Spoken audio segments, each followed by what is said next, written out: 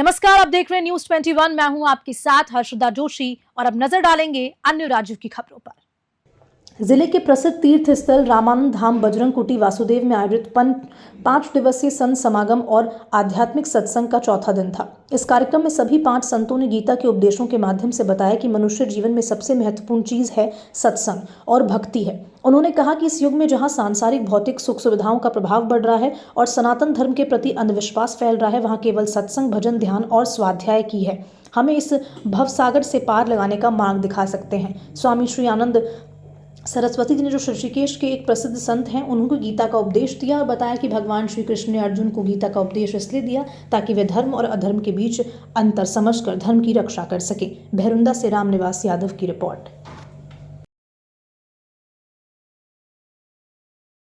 आज हम इस आयोजन के जो आयोजक है माँ रेवा मंडल, संत रामानंद सत्संग मंडल वासुदेव के तत्वाधान में आज हम जो आयोजन हो रहा है उससे और उसके जो लक्ष्य है उसको लेकर आज हम संत शिरोमणि एवं उनकी वाणी से रूबरू होते हैं।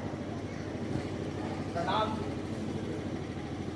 गुरुदेव, सत्संग में और आध्यात्मिक में क्या अंतर? आचार्यों ने ऐसा कहा है कि सत्संग के माध्यम से आध्यात्मिक ज्ञान प्राप्त किया जाता है। अध्यात्म कहते हैं आत्मानम अधिकृत्य इति अध्यात्म, अर्थात अपने आत्मा को लेकर के विचार करना, ध्यान करना, मंथन करना और पता लगाना कि मेरा स्वरूप क्या है, इसको अध्यात्म। गुरुदेव प्रणाम। रामायण में भगवान राम ने अपने पुत्रों को क्यों नहीं पहचाना? पहचाना तो था, लेकिन उस समय बताने की परिस्थिति नहीं थी। कई ऐसे भी समस्याएं होती हैं जो जीवन में साक्षात न बताते हुए भी अंदर से पहचान होता है। तो गुरु की महिमा को दर्शाने के लिए न पहचानने का एक भावना, गुरु की आज्ञा और उनके अनुज्ञा को पालन करने से ही एक छुपाया हुआ जैसा था, लेकिन छुपा हुआ नहीं था। गुरु की महिमा को वर्णन करने के लिए ऐसा कहा। आज जो अंधविश्वास जो चल रहा है, नई पीढ़ी को लेकर जो अज्ञान लोग, उनके बीच में अंधविश्वास का और आज के जो समय का आध्यात्मिक का ज्ञान ऐसा है कि आज जो है शास्त्र से दूर होता चला जा रहा है। सब शास्त्र से दूर होने के कारण वो असंग में पड़ जाता है और उसी की वजह से असंग में पड़ने के बाद शास्त्र के प्रति श्रद्धा उसकी कम होती जा रही है। इसलिए हमें शास्त्र का संग करना है, संतों का संग करना है और सदग्रंथों का संग करना है। इसलिए इस अंधविश्वास से दूर यदि रहना है, सन्मार्ग में चलना है। गुरुदेव, समय का और ग्रंथ का क्या महत्व है?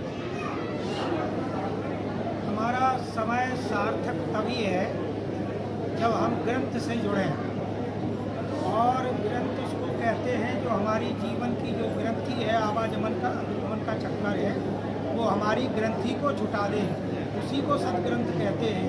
छूटे जीवन की ग्रंथि उसी को ग्रंथ कहते हैं। चलते हैं महाजन जिस रास्ते उसी को पंथ कहते हैं। जो जीवन में बसंत को ला दे उसी को संत कहते हैं। गुरुदेव, गीता का समय क्या था और गीता किस समय किसने किसको सुनाई?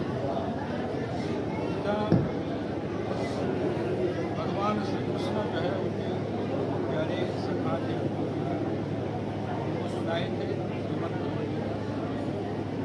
और ये युद्ध का समय था और ठीक युद्ध होने ही वाला था।